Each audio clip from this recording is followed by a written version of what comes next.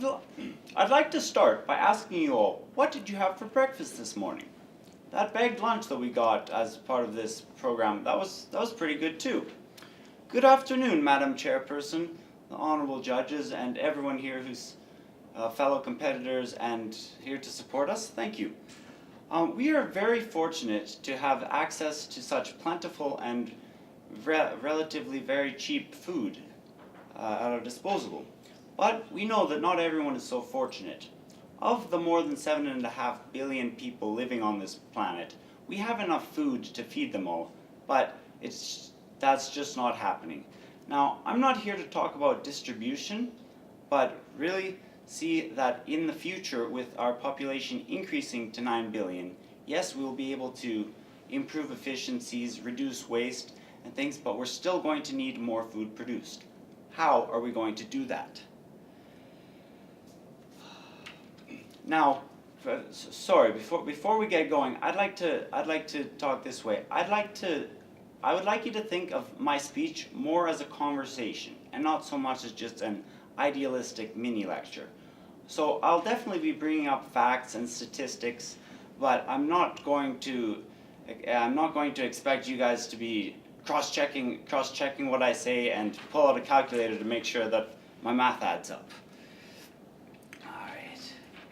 So instead, I will be sharing some promising ideas with you, and I invite you to consider them.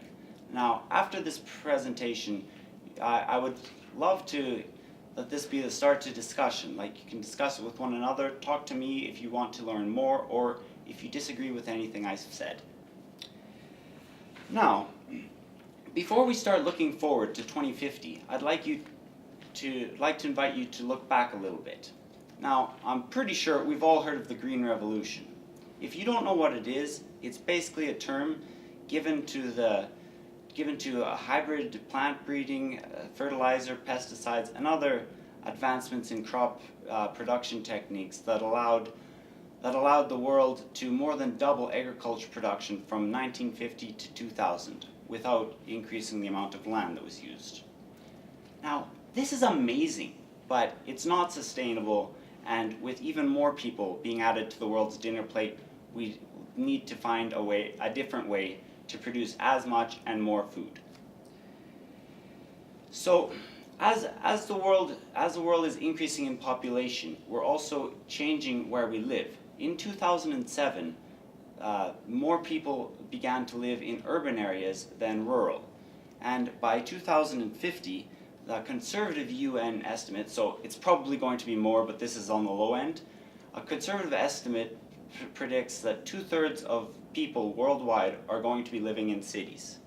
Now, this isn't necessarily a bad thing, but if we don't approach this change properly, we're going to have even more problems getting people fed. Now, I'd like you to consider the very city that we're in. Calgary, Alberta. Now, on many senses, it's not a typical world city. It's very, very privileged in a lot of regards. But it does show very well how cities are highly dense places that hardly produce any of their own food. What if we could change this? What if we could increase the amount of crop area we have to grow things by, instead of cutting down forests, by growing more crops indoors? Now, instead of having decrepit old buildings in old industrial areas of cities fall apart or being used unproductively, we could use them to grow food. That would be pretty cool if cities could produce some of their own food. Now, how many of you have actually heard of vertical agriculture or aquaponics? Now, basically, I'll start where the two of them share a common area, and that would be hydroponics. Hydroponics is basically the growth of plants without the use of soil. So a nutrient-rich water source is supplied to the plant, which the roots are held inside of a coconut core, a synthetic plastic membrane, or else rock wool. It's kind of an insulation as well, but and then that nutrient-rich water helps the plants to grow. So I'll start by describing vertical agriculture. I'm pretty sure all of you know what a greenhouse is, no? Now, vertical agriculture is basically a multi-story greenhouse. So instead of just one layer or maybe 2 layers, it has many layers all stacked on top of one another. Think of when in the spring you go into Walmart or Costco and you see the flowers that are on different shelves. That's kind of like vertical farming, only instead of having pots of soil, they're grown hydroponically. Now, smaller scale hydroponic facilities like greenhouses can just have the plants on a conveyor belt and move them around the edge of the building to let them have access to the sunlight. But more common, especially in high density vertical agriculture, is using artificial lights. Now this is the efficiency of this has improved a lot. Yes, that is still a cost. Like, if you get free sunlight, why do you want to use artificial lights? Because you can get a whole lot more food growing. Now what's happened within the last few years, like literally since 2010, instead of using big UV lights, now there's the use of red and blue LED lights, which are much more efficient, and because the plants don't need the entire spectrum to photosynthesize, they allow the plants to get the energy they need while wasting a lot less electrical energy. Now vertical agriculture is great because we can produce way more plants than we can on conventional land, but at the same time, where do we get the protein? Yes, there's protein from plant sources, but at the same time, that's just not as good as meat. So that's where aquaculture comes in, which most of you know as fish farming.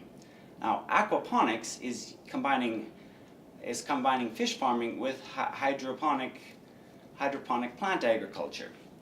At the Lethbridge College and several other research facilities around the province, they use fish which are fed and go around pooping, and then that poop is transferred to another tank, broken down by bacteria, which enable the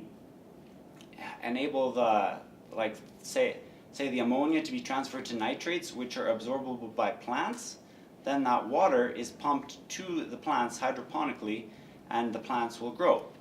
These plants are grown in both greenhouses and in LED powered kind of vertical agriculture style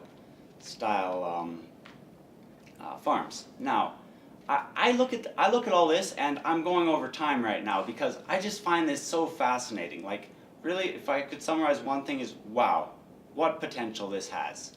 Like, and looking at all the other speakers, it really gives me hope that with the challenge of increasing population, deforestation, food going bad before it gets to the consumer, and etc., like we have some vision going to the future. So I hope to end this like I have hope. I hope you do as well.